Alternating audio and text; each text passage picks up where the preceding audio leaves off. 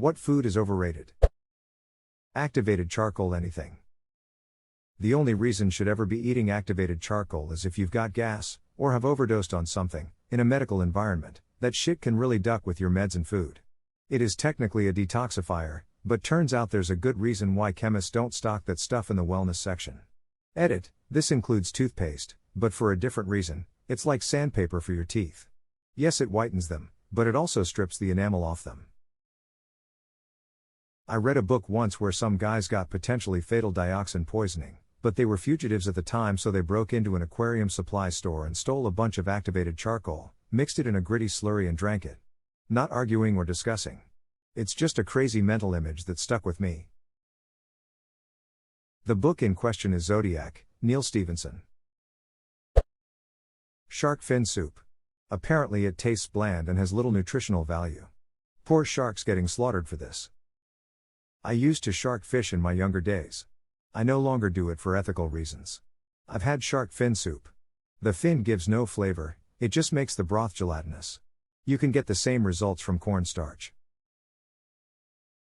Can confirm, have had shark fin soup at a couple of Chinese weddings, and it doesn't taste like anything. The soup base tastes great, shark's fun tastes like nothing.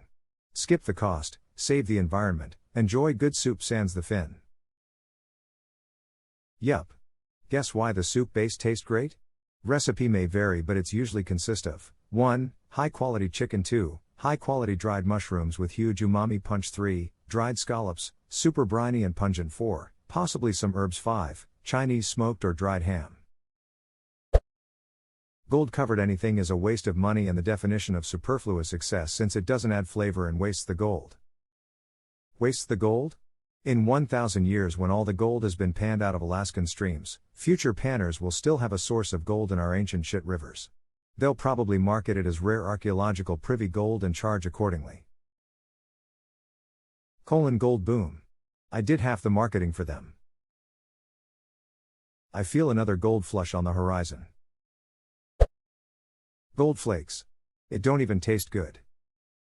To add to that, I stopped watching those world's most expensive insert food item here when it was just like a scoop of good ice cream with a diamond in it and gold flake on top.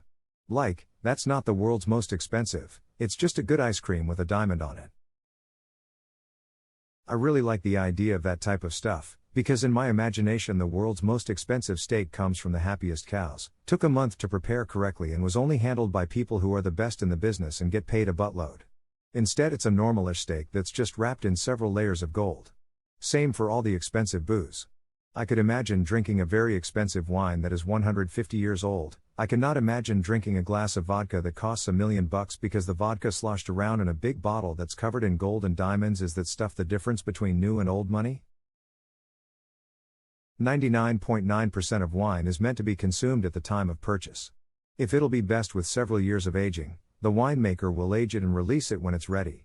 What tends to make wine expensive isn't age, but rarity and uniqueness. There are some wines which, through a combination of climate, soil, terrain, and perfect weather, can only come from particular vineyards and will never be replicated by any other winemaker no matter how hard they try. Those are the wines that cost a boatload. 2003 as an example, Cali had a drought, so vineyards prioritized good grapes, so 2003 is a rare sought-after year. Droughts also lead to smaller, more flavorful grapes. So, those years are both more rare and better. What I'm hearing is that climate change has been driven by big wine to increase the frequency of drought years. I'm just here to defend cheese, tacos, fried pickles. Open thread, Ctrl+F garlic bread, 0 results. I'm proud of you, Reddit. Meow mix for sure. Dude. Meow mix is delicious, even if it doesn't contain cats like on the packaging. Kinda a scam, but still tasty. You're supposed to mix it with cat before eating. Duh. What a dumbass, he probably eats hamburger helper without any hamburger. I don't know why they call it hamburger helper, it does just fine by itself. Wedding cakes for sure. I work weddings, I've been to something like 150 of them so far, and have tried the cake at literally all of them. The vast majority of them are simply awful.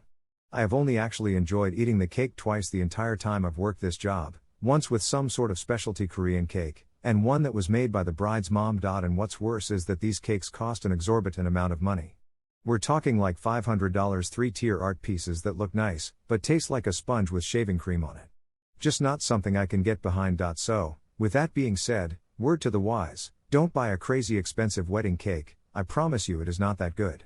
Update: if any of you guys are planning a wedding soon or are getting married or whatever, feel free to shoot me a message or something. I'd be happy to answer any questions you might have. I'm pretty knowledgeable about the whole thing, really. Maybe I'll do an AMA or something? Rather than a big wedding cake, we put a small cake as the centerpiece on every table. Cheaper than a wedding cake, didn't have to pay for floral centerpieces, the cake was awesome, and there was way more cake per person compared to a normal wedding. I hate when you get a tiny sliver of cake at a wedding, not on my watch. This is an awesome idea. Those floral centerpieces are a hefty chunk of change. However, I'm not sure most people know this, but most of the time, you can just take more cake. There is usually so much left over. Now, I'm not saying I've taken entire cakes home, but I've got a whole tier in my fridge right now. Lamau. I read a story about a couple who saved the top tier of their wedding cake in their freezer for over a year, to be served at their future baby's christening. Baby arrives, christening scheduled. Day before, Grandma goes to get the cake and to her horror, realizes it's made of styrofoam. Those red berries on bushes in parks. They taste like burning. Doctor says my nose wouldn't bleed so much if I kept my finger out of there. You choose me? And there's a picture of a train. My cat's breath smells like cat food. I like men now. Teacher. A worm crawled in my mouth and I ate it. Mrs. Crabapple Principal Skinner were in the closet making babies and I saw one of the babies and the baby looked at me. The $2,000 steak, $10,000 burger, $1,000 cocktail. All that overly priced bullshit. Totally overrated.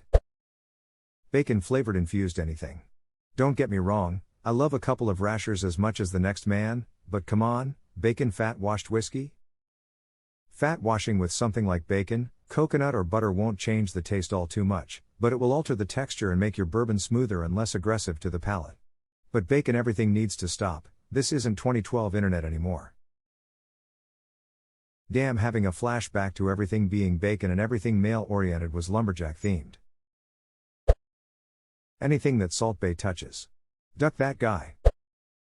I'll tell you what's not, message. Message is ducking amazing. The little packets in beef jerky that say do not eat.